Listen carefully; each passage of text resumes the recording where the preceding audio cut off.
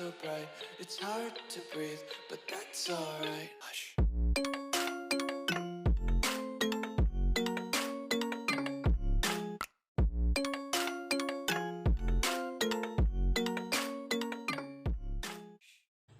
Halo, selamat datang kembali di channel Raihan Agung Wijayanto, Universitas PGRI Argopuro Jember. Kelas 22A dengan NIM 221F10042. Di sini saya akan menjelaskan materi tentang anak bermasalah sosial. Pengertian anak bermasalah sosial. Masalah sosial merupakan suatu ketidaksesuaian antara unsur-unsur kebudayaan atau masyarakat yang membahayakan kehidupan kelompok sosial atau menghambat terpenuhinya keinginan-keinginan pokok warga kelompok sosial tersebut, sehingga menyebabkan kepincangan ikatan sosial. Dalam keadaan normal, terdapat integrasi serta keadaan yang sesuai pada hubungan-hubungan antar unsur-unsur kebudayaan atau masyarakat. Apabila antar unsur-unsur tersebut terjadi bentrokan, maka hubungan-hubungan sosial akan terganggu, sehingga mungkin terjadi kegoyahan dalam kehidupan kelompok. Itu menurut Samiuddin tahun 2017. Ada dua elemen penting terkait dengan definisi masalah sosial. Elemen pertama adalah elemen objektif. Elemen objektif menyangkut keberadaan suatu kondisi sosial.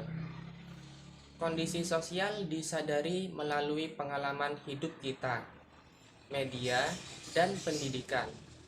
Kita bertemu dengan peminta yang terkadang datang dari rumah ke rumah.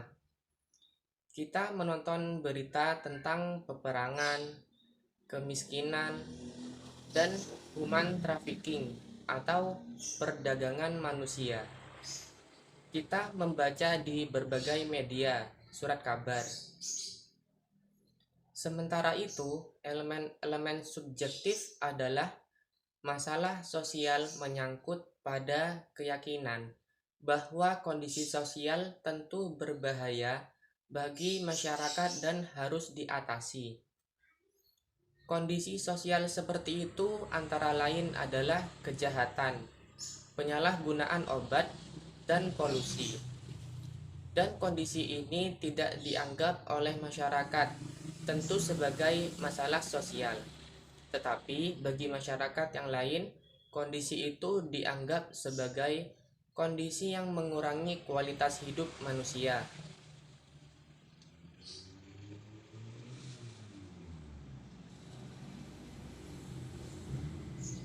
Yang kedua, ada gejala anak bermasalah sosial. Ada beberapa permasalahan perilaku sosial sebagai berikut. Yang A, maladjustment adalah individu yang penyesuaian diri buruk atau anak yang bermasalah. Ada dua jenis maladjustment. Anak puas terhadap tingkah lakunya, tetapi masyarakat tidak dapat menerimanya. Dan tingkah laku diterima di lingkungan sosial. Ciri yang muncul pada anak bermasalah, yang pertama, menunjukkan kekhawatiran dan kecemasan yang berlebihan. Yang kedua, sering tampak depresi dan jarang tersenyum atau bercanda. Yang ketiga, merasa dipermalukan, tidak adil. Yang keempat, suka berbohong. Yang kelima, sering merusak. Yang keenam, sering bertengkar dengan anak yang lebih kecil. Yang ketujuh, sulit mengambil keputusan. Kedelapan, berkata atau mengancam mau bunuh diri. 9. Menyalahkan orang lain atau mencari alasan bila ditegur. Kemudian yang B, ada egosentris. Seseorang yang lebih peduli terhadap dirinya sendiri daripada orang lain. Ada 3 hal mendasari egosentrisme. Yang pertama, merasa superior. Anak yang berharap orang menunggunya, memuji sepak terjangnya atau prestasinya, dan diberi peran pimpinan. Yang kedua, merasa inferior. Individu akan memfokuskan semua permasalahan terhadap diri sendiri karena merasa tidak berharga di dalam kelompoknya. Yang ketiga, egosentrisme. Yang ketiga, egosentrisme. Karena merasa menjadi korban, perasaan diperlakukan secara tidak adil membuat mereka marah kepada semua orang. Yang C, anak yang terisolasi. Anak yang terisolasi di lingkungannya karena mengalami masalah penerimaan sosial, seperti takut bertemu dengan orang baru. Yang D, agresif. Tingkah laku menyerang baik secara fisik maupun secara verbal, baru berupa ancaman yang disebabkan adanya rasa permusuhan. Yang E, mengejek dan menggertak. Mengejek merupakan serangan secara lisan terhadap orang lain. Menggertak merupakan serangan yang bersifat fisik. Selanjutnya yang F, prasangka. Terbentuk kala anak melihat perbedaan sikap dan penampilan dan dianggap sebagai tanda kerendahan. Menurut Harlock, perkembangan sosial anak dipengaruhi oleh dua hal, yaitu lingkungan keluarga dan lingkungan di luar rumah.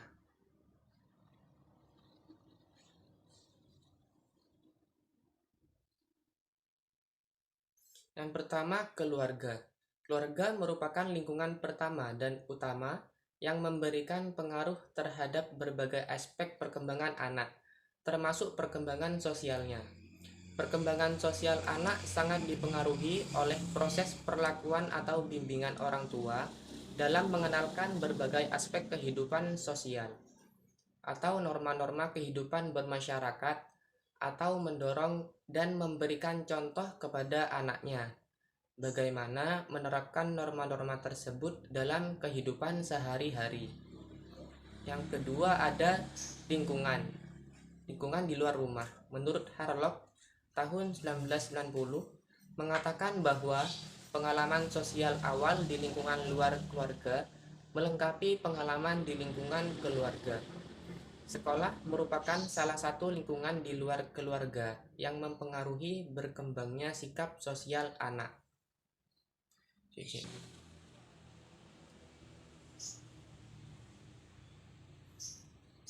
Menurut pendapat Agung Hartono, pendidikan di sekolah merupakan proses sosialisasi anak yang terarah.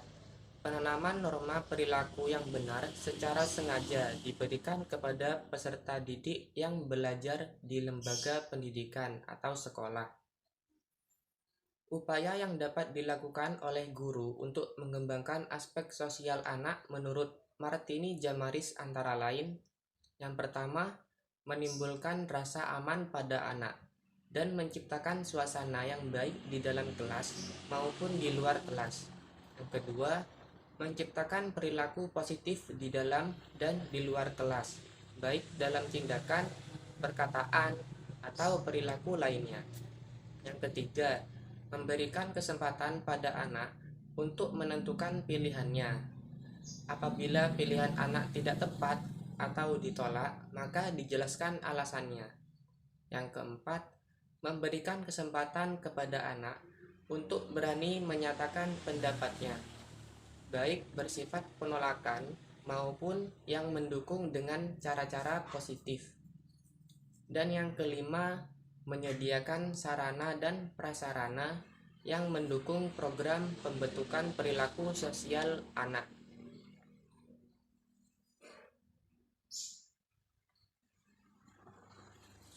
Yang ketiga ada faktor penyebab anak bermasalah sosial.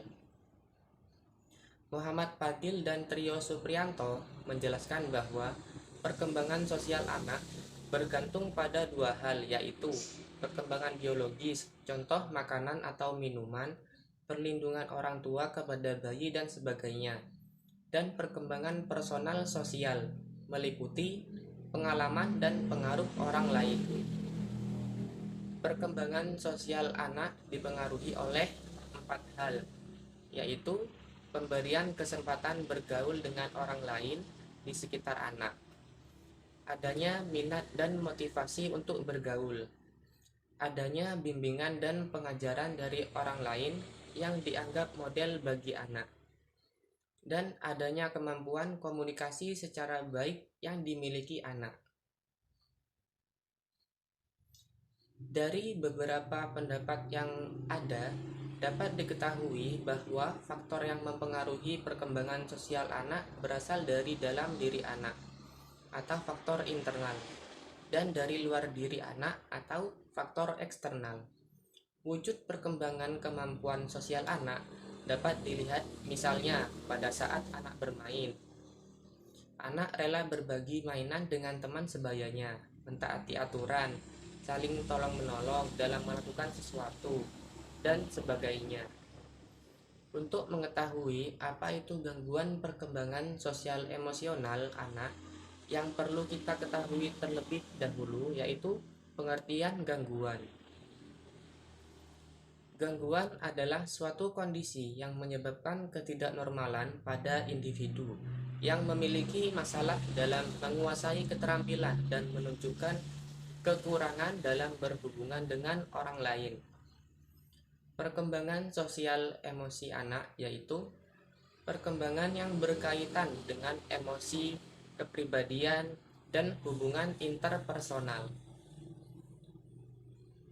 Pada usia tersebut, terdapat 3 tujuan dalam perkembangan sosial emosional anak, yaitu yang pertama, mencapai sense of self atau pemahaman diri serta berhubungan dengan orang lain. Yang kedua, bertanggung jawab terhadap diri sendiri, meliputi kemampuan untuk mengikuti aturan dan rutinitas, menghargai orang lain, dan mengambil inisiatif.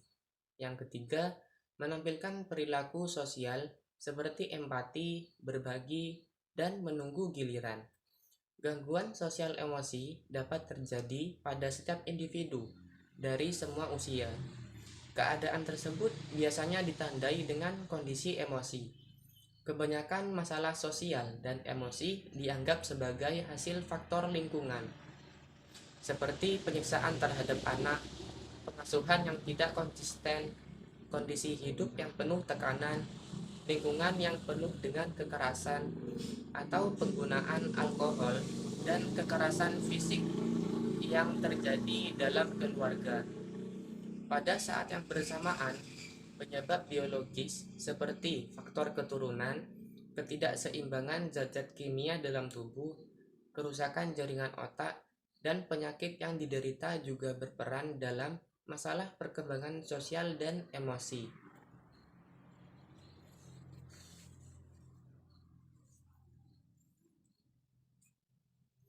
Selanjutnya ada peranan keluarga, sekolah, dan lingkungan terhadap perkembangan sosial.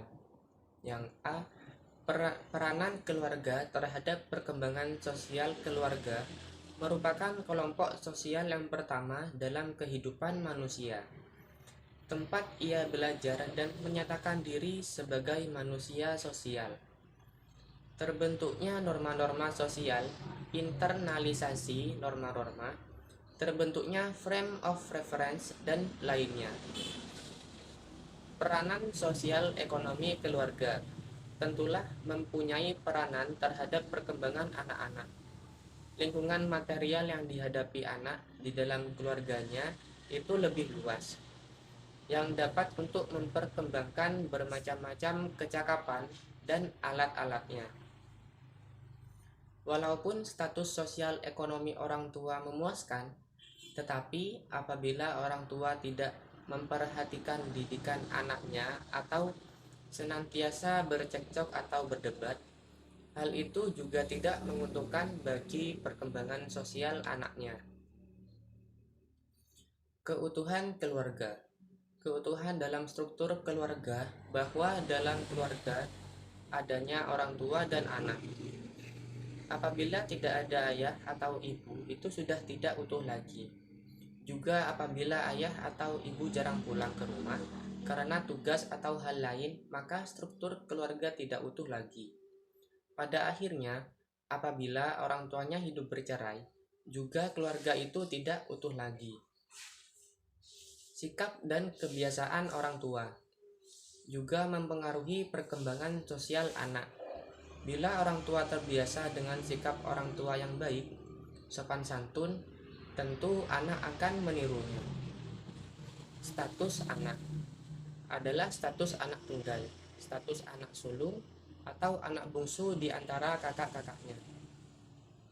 Bahwa anak-anak tunggal dibandingkan dengan anak-anak yang bersaudara biasanya egoistis sekali, mencari penghargaan dirinya dengan berlebihan. Anak tunggal kerap kali memperlihatkan sifat-sifat infantilisme atau kekanak-kanakan. Yang B, peranan sekolah terhadap perkembangan sosial pendidikan merupakan proses sosialisasi anak yang terarah. Hakikat pendidikan sebagai proses pengoperasian ilmu yang normatif akan memberi warna kehidupan sosial anak di dalam masyarakat dan kehidupan mereka di masa yang akan datang. Etik pergaulan dan pendidikan moral diajarkan secara terprogram dengan tujuan untuk membentuk perilaku kehidupan bermasyarakat dan bernegara. Suatu penelitian yang diadakan mengenai pengaruh sekolah yang sebenarnya ialah penelitian dari Hussein tahun 1951 yang mendapatkan calon-calon tentara di Swedia bahwa inteligensi mereka mempunyai taraf yang sejajar dengan jumlah tahun didikan sekolah yang mereka alami. Dalam arti bahwa semakin lama mereka bersekolah, maka semakin tinggi IQ-nya. Kemudian selanjutnya yang C, peranan lingkungan terhadap perkembangan sosial. Peranan lingkungan kerja. Pengaruh positif dari lingkungan kerja di dalam suatu perusahaan besar yang modern pernah dirumuskan sebagai berikut. Dengan adanya cara kerja yang tersusun, kebersihan dan ketelitian yang harus dipelihara di dalam perusahaan besar, maka orangnya pun akan memperoleh latihan di dalamnya. Di samping itu, kecermatan, kecepatan, ketepatan, dan keteraturan yang diperlukan dalam bermacam-macam pekerjaan dalam suatu perusahaan modern itu mempunyai pengaruh mendisiplinkan manusia dan membentuk manusia yang cakap. Mengenai pengaruh lingkungan pekerjaan yang bersifat pertanian, di desa ada pendapat bahwa lingkungan pekerjaan tersebut memudahkan terbentuknya kepribadian yang harmonis, realistis, tidak tergesa-gesa, yang bersifat kekeluargaan. Masalah tingkah laku kriminal. Menurut Profesor Noche, kriminalitas manusia normal adalah akibat baik dari faktor keturunan maupun terkadang faktor lingkungan memegang peranan utama, dan di mana kedua faktor itu dapat juga saling mempengaruhi. Faktor-faktor yang terlibat dalam interaksi dengan lingkungan sosial itulah yang memberi pengaruhnya bahwa ia mudah menjadi orang kriminal.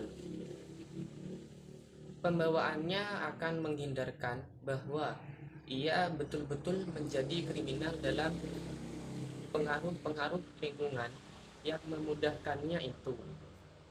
Faktor penyebab, akibat, dan penanggulangan anak bermasalah sosial dapat bervariasi tergantung pada situasi dan individu yang bersangkutan. Namun, berikut ini adalah beberapa faktor umum, akibat, dan pendekatan penanggulangan yang dapat menjadi pertimbangan. Faktor penyebab.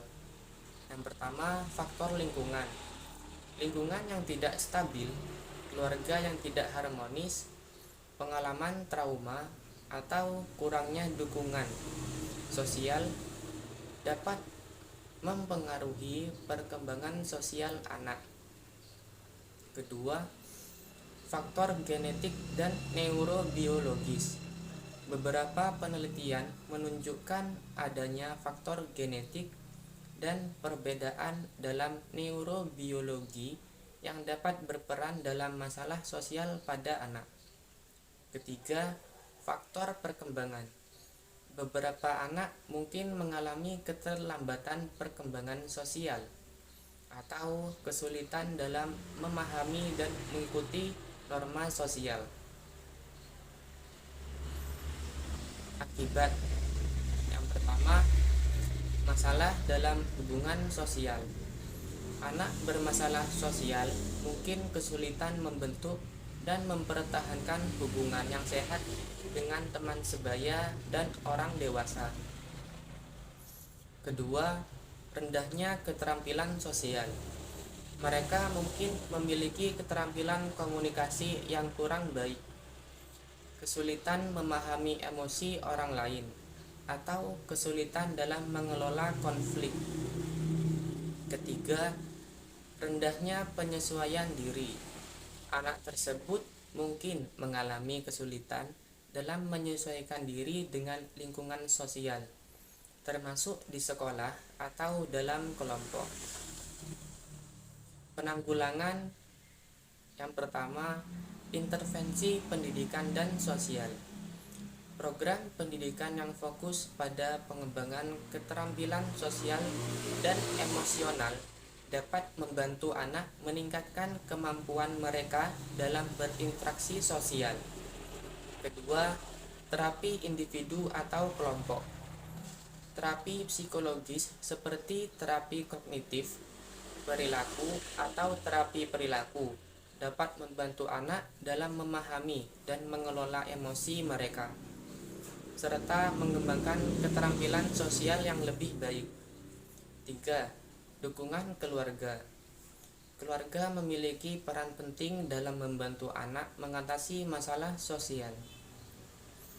Dukungan emosional dan komunikasi terbuka dalam keluarga dapat membantu anak merasa didukung dan diberikan panduan yang tepat. 4. Lingkungan sekolah yang inklusif.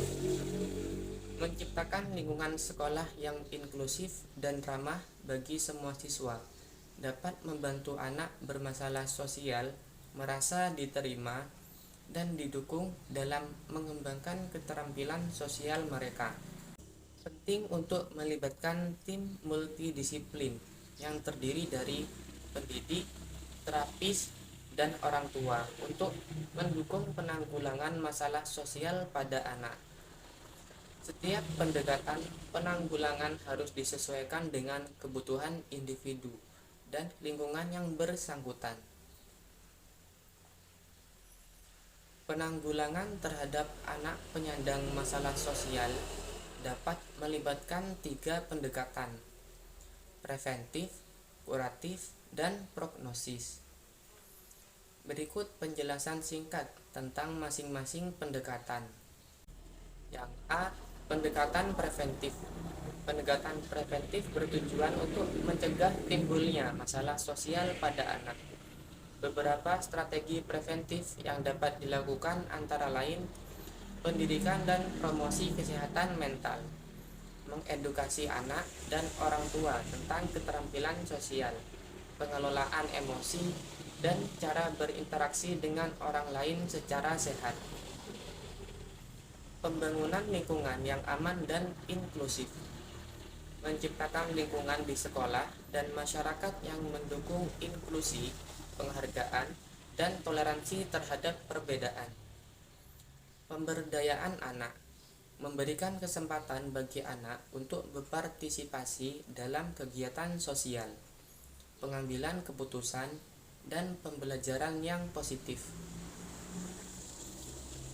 Dukungan keluarga. Memberikan pendidikan kepada orang tua tentang pengasuhan positif, komunikasi yang baik, dan pembentukan ikatan emosional yang sehat dengan anak. Yang B. Pendekatan kuratif. Pendekatan kuratif bertujuan untuk mengatasi masalah sosial yang telah muncul pada anak. Beberapa strategi kuratif yang dapat dilakukan antara lain terapi individual melalui terapi psikologis seperti terapi kognitif, perilaku, atau terapi perilaku. Anak dapat belajar mengenali dan mengatasi masalah sosial yang dialami serta mengembangkan keterampilan sosial yang lebih baik. Terapi kelompok. Melalui terapi kelompok, anak dapat berinteraksi dengan orang lain yang menghadapi masalah serupa, berbagi pengalaman, dan belajar dari satu sama lain. Pendidikan khusus. Anak yang mengalami masalah sosial yang parah mungkin memerlukan pendidikan khusus atau program pendidikan inklusif yang dirancang untuk memenuhi kebutuhan mereka. Kemudian selanjutnya yang C, pendekatan prognosis. Pendekatan prognosis berkaitan dengan evaluasi dan perkiraan perkembangan masa depan anak penyandang masalah sosial. Hal ini melibatkan identifikasi faktor risiko dan protektif yang dapat mempengaruhi proses penyembuhan dan perkembangan anak. Dengan memahami prognosis anak, langkah-langkah penanggulangan yang tepat dapat direncanakan untuk mendukung perkembangan sosial yang lebih baik.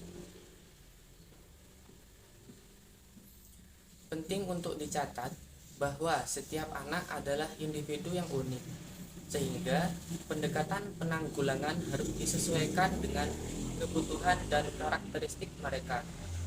Melibatkan tim multidisiplin, termasuk pendidik, terapis, dan orang tua, dapat membantu menyusun rencana penanggulangan yang holistik dan efektif.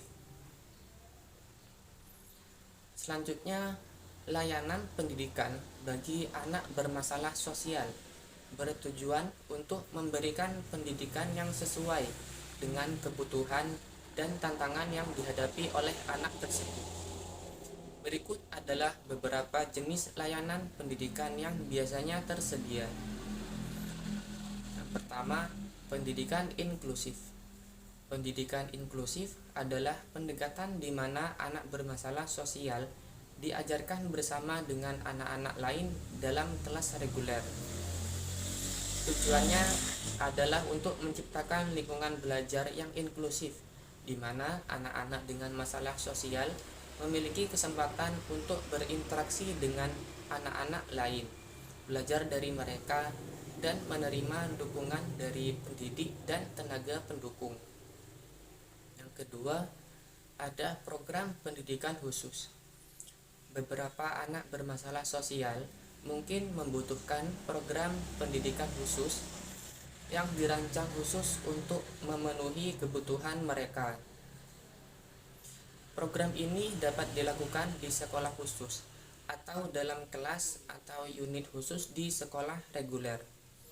Program ini menyediakan lingkungan pendidikan yang lebih terstruktur dan mendukung, dengan pendidik yang terlatih untuk menghadapi kebutuhan khusus anak-anak tersebut.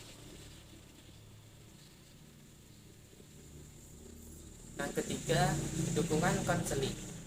Layanan konseling dan dukungan psikologis dapat menjadi bagian penting dari pendidikan anak bermasalah sosial.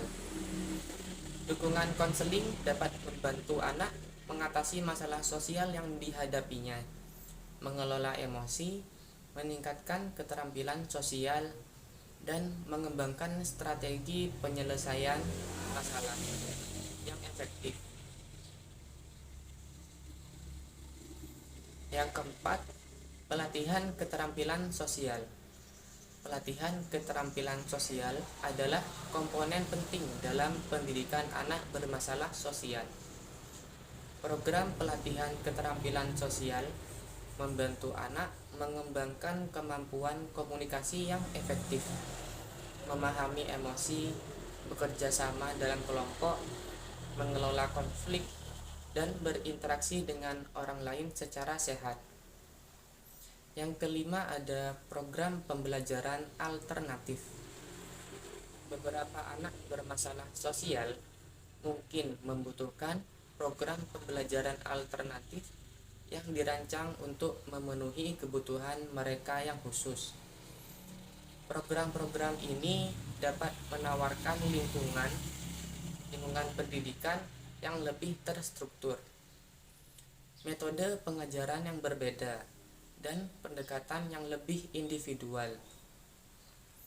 Penting untuk mempertimbangkan kebutuhan individual anak dan melibatkan kolaborasi antara pendidik, terapis, orang tua, dan tenaga pendukung lainnya dalam merencanakan dan memberikan layanan pendidikan yang tepat. Tujuannya adalah untuk menciptakan lingkungan belajar yang mendukung dan memberikan kesempatan bagi anak bermasalah sosial untuk berkembang secara akademik, sosial, dan emosional. Demikian materi yang dapat saya sampaikan. Terima kasih. Mohon maaf apabila ada kesalahan dan kekurangan. Saya Raihan Agung Mujayanto, Universitas PGRI Argopuro Jember, kelas 22A, dengan NIM 221F10042. Terima kasih. Subscribe ya.